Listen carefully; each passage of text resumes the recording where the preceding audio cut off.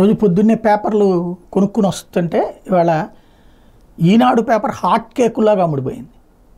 ప్రతి ఒక్కళ్ళు వచ్చి ఈనాడు ఇవ్వమని అడుగుతున్నారు.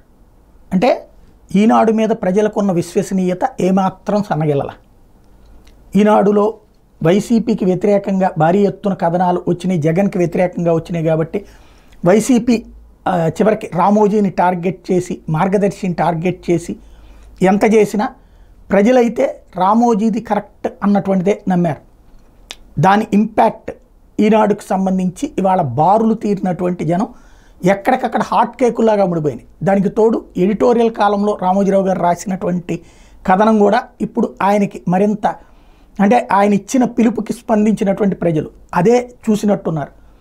మార్గదర్శి ఇప్పటిదాకా ఎదురైనటువంటి ఇబ్బంది ఏదైతే చిట్స్ దాదాపు ఏడాది 2 ఏళ్లుగా వేయడమే మానేసినటువంటి మార్గదర్శి ఇప్పుడు కంప్లీట్గా మళ్ళీ కోలుకుంటుంది. పూర్తిగా తన వ్యాపార కార్యకలాపాలు విస్తరిస్తుంది ఆంధ్రప్రదేశ్లో కూడా.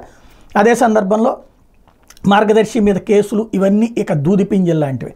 టోటల్గా ఒక పత్రిక అధినేతని టార్గెట్ చేస్తే ఎలాంటి దెబ్బ పడుతుందన్నటువంటిది జగన్ గ్రహించారు, జగన్కి పాఠమైంది. అదే సందర్భంలో తిరుగుబాటు చేసి సాధించడం ఎట్లా అన్నటువంటిది రామోజీరావు గారు నిరూపించినట్టయింది.